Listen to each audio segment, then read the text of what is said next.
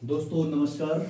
आज हम चर्चा करने वाले हैं इस वीडियो में एकात्मक शासन के बारे में कि एकात्मक शासन क्या है। इससे पिछले वीडियो में हमने संघात्मक शासन के बारे में बात की थी। बीए प्रथम वर्ष, द्वितीय वर्ष और तृतीय वर्ष के साथ साथ एमए चतुर्थ सेमेस्टर, तृतीय सेमेस्टर के लिए बहुत महत्वपूर्ण विषय हैं और राजनीति विज्ञान के जो भी छात्र हैं उनको जानना चाहिए कि एकात्मक शासन क्या है या संघात्मक शासन क्या है।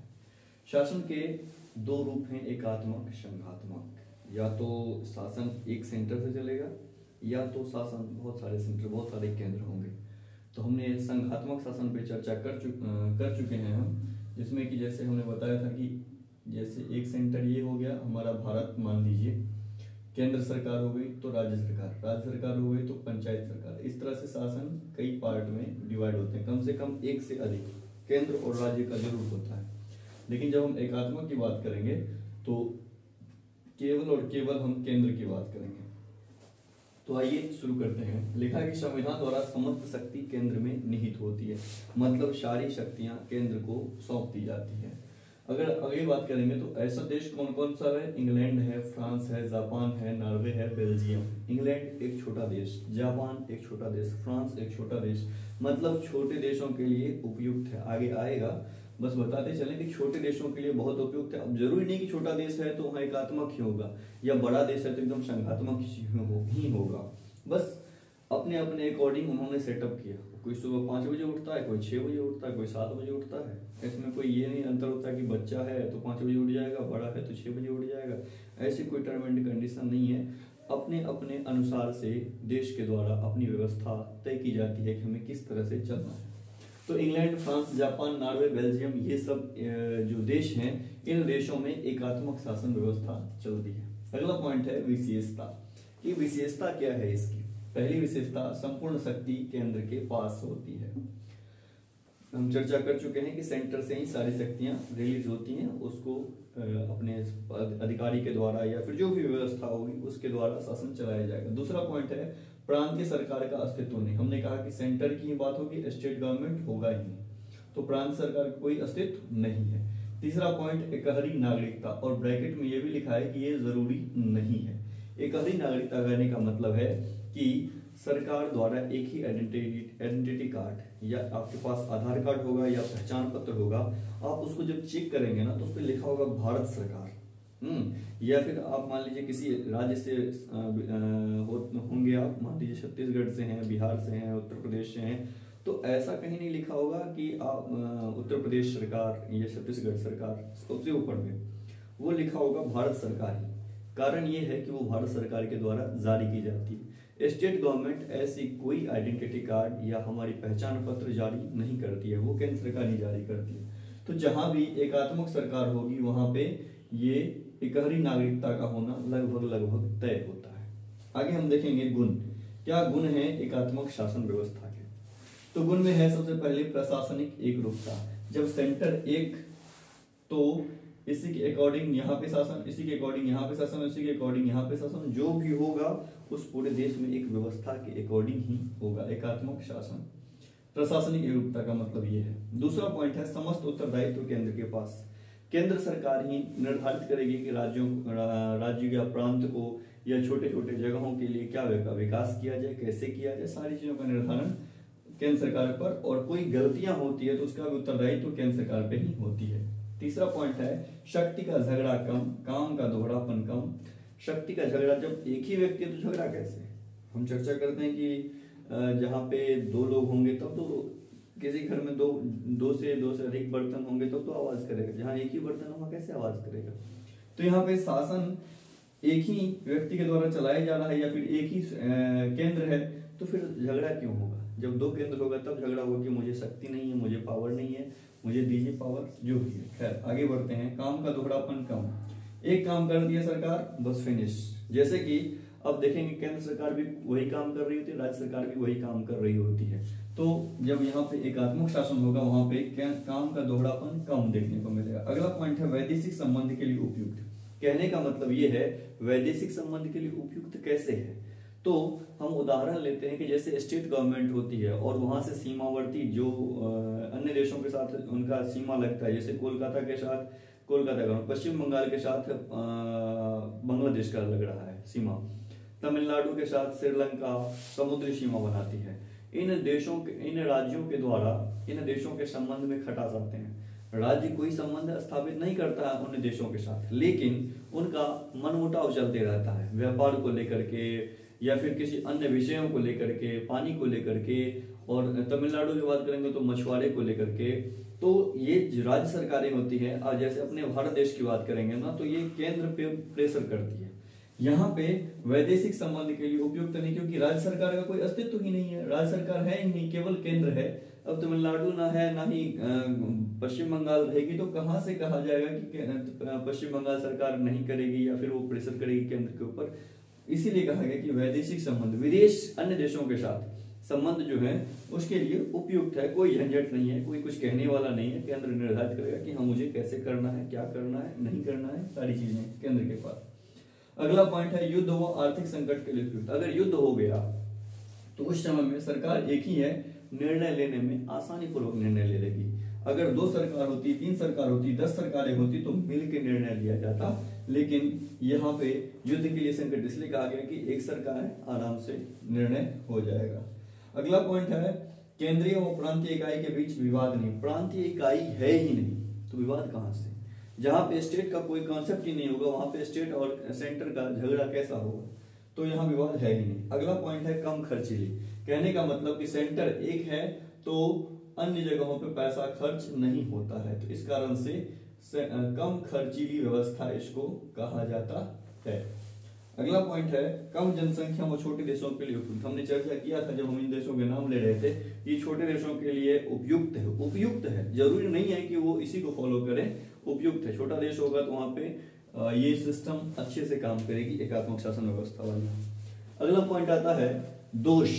गुण है तो दोष भी होंगे, और हर व्यक्ति में दोष भी होता है, गुण भी होता है। हमारे अंदर भी होंगे, आपके अंदर भी होंगे। आप अपने आप को टटोलिए, अपने आप से पूछेंगे तो निकल के आएगा। वैसे ही एकात्मक शासन व्यवस्था के दोष क्या है? तो दोष है केंद्र सरकार के मनमानी का भय। अगर सेंटर एक ही है तो ये मनमानी कर सकता है। हो सकता है कि ये इस एरिया में खूब ध्यान दे, इधर ध्यान ही ना दे, या फिर इसका घर यहाँ पे है तो यहाँ पे खूब ध्यान दे, यहाँ पे ध्यान ही ना दे। इस तरह की मनमानी, या फिर केंद्र राज्य में क्या हो रहा है उसके प्रति भी राज्य को कोई चिंता नहीं है, अपने मन से चल रहा है, जैसे चल रहा है। अगर अपोजिशन होगा, अपोजिशन कर रहा हूं, अगर और भी सरकारें होंगी, प्रांतीय सरकारें होंगी, तो प्रांतीय सरकारें दबाव बनाएगी कि भैया आप ये गलत कर रहे हो, ये सही कर रहे हो, इसके लिए हल्ला करेगी। तो यहाँ पे केंद्र सरकार के मनमानी का भय रहता है। दूसरा पॉइंट है प्रादेशिक व क्षेत्रीय संख्या का अभाव। प्रादेशिक व क्षेत्रीय संस्था का अभाव। प्रादेशिक क्षेत्रीय संस्था कहने का मतलब है कि जैसे कहीं पे, अब जिस एरिया में मैं हूँ छत्तीसगढ़ में, वहां पे आदिवासियों की संख्या अधिक है। छत्तीसगढ़ सरकार आदिवासी को लेकर बहुत सक्रिय रहती है कि आदिवासियों के विकास में क्या किया जाए, कैसे किया जाए। कोई उन्होंने संस्था का गठन किया है, उस संभाग में आदिवासियों की स्थिति क्या है उसके लिए उन्होंने समिति बनाई है। इस तरह की चीजें राज्य सरकारें रुचि लेती है कि हमारे राज्य में इसकी कम संख्या, इसकी दिक्कतें अधिक हैं, इन समूहों के लिए समस्याएं हैं, तो उसके लिए संस्था का निर्माण करती है। लेकिन अगर राज्य सरकारों का या प्रादेशिक सरकारों का अस्तित्व नहीं रहे तो ऐसे स्थिति में क्षेत्रीय संस्था का अभाव देखने को मिलेगा, या केंद्र सरकार हो सकता है रुचि ही ना ले, ऐसे भी देखने को मिल सकता है। अगला पॉइंट है स्थानीय मुद्दे के समाधान में समस्या। अब सेंटर में एक ही व्यक्ति बैठा है, अब स्थानीय मुद्दे कहाँ क्या हो रहा है, जहां तक उनको न जानकारी मिलेगी, उनको न्यूज मिलेगी, वहीं तक तो वो कवर कर पाएंगे। हो सकता है कि उनको न्यूज ही ना मिले, किसी एक प्रदेश में या किसी एक भाग में बहुत ही संकट वाली स्थिति हो, तो ऐसे इसीलिए कहा गया कि स्थानीय मुद्दे के समाधान में समस्या। स्थानीय मुद्दे लोकल में, अब कहीं रोड खराब है, कहीं कोई समस्या है, अगर लोकल लीडर्स होंगे तो वो इन्फॉर्म करेंगे सरकार को कि भैया हमारे यहाँ ये समस्या है, इसको ठीक करो। लेकिन लोकल लीडर्स होंगे ही नहीं, केवल सेंट्रल गवर्नमेंट होंगी, तो यहाँ पे ये समस्या होंगी कि स्थानीय मुद्दे मतलब लोकल, आपके घर के आसपास, आपके जिले के आसपास, आपके समाज के आसपास, जो हम जहाँ भी है वहाँ पे जो मुद्दे हैं उसके समाधान की समस्या हो सकती है एकात्मक शासन व्यवस्था वाले देशों में। अगला है राजनीतिक जागरूकता का अभाव। इसका कहने का मतलब है, राजनीतिक जागरूकता कहने का मतलब है कि राजनीति में आप कितने सक्रिय हैं। आपको पता है कि आप कितने पॉलिटिकल पार्टी के बारे में जानते हैं, उसके प्रेसिडेंट कौन है, उसका कब वो अस्तित्व में आया, आप नहीं जानते, इसके आप नहीं जानते, सॉरी, आप जानते होंगे या फिर नहीं जानते होंगे। आप बैठ के देखिएगा कि आप 2-3 पार्टियों 4 पार्टियों के नाम जानते होंगे, हाँ, या फिर प्रादेशिक स्तर पर 1-2 पार्टियों के नाम जानते होंगे, लेकिन आप जो विचार करेंगे कि आप वोट देने जाते हैं तो उससे आपको पता चलेगा कि हो सकता है कि आप वोट देते भी हो और नहीं भी देते हों, जरूरी नहीं कि देते ही होंगे। मतलब एक तरह से इंटरेस्ट कम ले लेना पॉलिटिक्स में, राजनीति में। आप बहुत सारे लोग का कमेंट आता है, अरे राजनीति तो गंदे लोग करते हैं। गंदे लोग नहीं करते हैं, मामला ये है कि राजनीति में अच्छे लोग आते ही नहीं है तो गंदे लोग पहुंच जाते हैं, या फिर वैसी मानसिकता के लोग पहुंचते हैं जिनको विकास से, जिनको समाज से कोई सरोकार नहीं है। कारण ये है कि अच्छे लोगों के घरों में ये दिमाग में सेट कर दिया जाता है कि तुम्हें राजनीति में नहीं आना है। अगर राजनीति में नहीं आना है, आपको क्या करना है, तो आपको जॉब करना है, कहीं नौकरी करना है, कहीं नौकरी मिल जाए 10-20 हजार 50 हजार की, आप मस्त रहिए, आपको राजनीति में नहीं आना। तो राजनीति धीरे धीरे कौन यूज करेगा, उसमें कौन लोग जाएगा, जो अगर आप छोड़ देंगे तो उसको कोई और व्यक्ति देखेगा। तो समाज के जो अच्छे लोग नहीं होते, जिनको विकास से, जिनको समाज से कोई सरोकार नहीं है, वो लोग पहुंचते हैं और उससे लोग प्रभावित होते हैं। राजनीति में आप रुचि नहीं लेते हैं, अच्छी बात है, अच्छी बात नहीं है, ये बता रहा हूं। राजनीति में आप रुचि नहीं लेते हैं, ये आपको लगता है कि आप अच्छी बात है, लेकिन राजनीति आप में रुचि लेती है। इसलिए ध्यान रहे कि आप भी राजनीति में रुचि लीजिए, राजनीति के बारे में जानिए, राजनीतिक पार्टियों के बारे में जानिए, जाके वोट किया करिए, गलत चीजों का विरोध किया करिए। ये सब चीजें करेंगे मतलब आप जागरूक हैं। ये सब चीजें नहीं कर रहे हैं, अपनी जिंदगी में मस्त हैं, खुश हैं, किताबें पढ़ रहे हैं, एंजॉय कर रहे हैं, सो रहे हैं, मतलब आपको राजनीतिक जागरूकता के प्रति कोई भी, राजनीति के प्रति कोई भी ध्यान ही नहीं है कि हाँ राजनीति में क्या हो रहा है, सरकार किसकी बन रही है, आपको पता ही नहीं है, तो फिर राजनीतिक जागरूकता का अभाव कहा जाता है। तो एकात्मक शासन जहाँ पे होता है वहां पे चुनाव 5 साल पे, जो भी एक टेन्योर होता है 5 साल पे लगभग, ये हर जगह होता है। तो 5 साल पे चुनाव होंगे, तो 5 साल के बाद फिर चुनाव हुए और फिर 5 साल बाद चुनाव। तो उसमें लोगों के स्मरण शक्तियों से निकल जाता है पॉलिटिकल पार्टी है। लेकिन अगर स्टेट लेवल पे अगर चुनाव होते हैं, पंचायत लेवल पे अगर चुनाव होते हैं, तो चुनाव होते रहते हैं, तो लोगों के दिमाग में कम से कम ये तो जाता है कि क्या होगा, कौन सा विकास करेंगे। लोग आते हैं, कहते हैं कि मैं ये विकास करूंगा, मैं रोड बनाऊंगा, मैं सड़क बनाऊंगा, मैं तालाब बनाऊंगा, रोड, सड़क, तालाब, छाप, जो भी विद्यालय बनाऊंगा, विश्वविद्यालय बनाऊंगा। अगर वो कहेंगे, लोगों के पास, लोगों के मन में भरोसा होगा, लोग वोट करेंगे। अगर वो व्यक्ति अच्छा काम नहीं किया तो फिर उसको हटाएंगे भी। ये तो ऐसे लोगों को जागरूक कहा जाएगा। मतलब कि अगर एकात्मक शासन होगा तो चुनाव कम होंगे, चुनाव कम होंगे तो लोगों में जागरूकता कमी आएगी, मतलब राजनीतिक जागरूकता का यहाँ पे अभाव देखने को मिल सकता है। अगला पॉइंट है लाल फीता शाही का बोलबाला। लाल फीता कहने का मतलब कि फाइल होता है, फाइल को आप देखेंगे लाल कवर का, उस पर फीता लगा होता है। बड़ी अच्छी उस पर हरिशंकर परसाई जी ने टिप्पणी की है कि मतलब किस तरह से लाल फीता का मजा लिया है उन्होंने, कि मतलब क्या बताएं कि लाल फीता बहुत अच्छी कहानी है, उसमें अयोध्या वाले, हनुमान जी वाले कई बातें हैं मेंशन की गई है कि क्यों लाल फीता ही बांधा जाता है। तो खैर, लाल फीता शाही का बोलबाला कहने का मतलब है कि सरकार एक है तो अपने मन से चलेगी। अब कोई ऐसा काम है जो कराना है, बहुत जरूरी है, तो आप जब अधिकारियों के पास पहुंचेंगे तो आपको फाइल के लिए पैसे देने पड़ेंगे, भ्रष्टाचार करना पड़ेगा, घूस देना पड़ेगा, तब आपकी फाइल आगे बढ़ती जाएगी, अन्यथा आपकी फाइल स्थिर हो जाएगी। तो लाल फीता शाही का बोलबाला होने की भी संभावना रहती है। हम ये नहीं कहते कि रहता ही है, लेकिन संभावना रहती है। अगला पॉइंट है विशाल और बड़े राज्यों के लिए उपयुक्त नहीं है। बड़े राज्यों के लिए उपयुक्त इसलिए नहीं है कि बड़े राज्यों में डाइवर्सिटी अधिक होगी। हमने सुना है कि 5 कोस पे पानी बदल जाता है और 10 कोस पे भाषा, ऐसे कुछ एक स्लोगन भी लोग बोलते हैं, 5 कोस पे या कुछ ऐसा है, मुझे पूरा याद नहीं है। बस बता रहा हूँ कि इतनी डाइवर्सिटी हो जाती है कि आप अपने जहाँ हैं, आप वहां से 100 किलोमीटर कहीं दूर चले जाइए तो वहाँ की लोग लैंग्वेज अलग हो जाती है।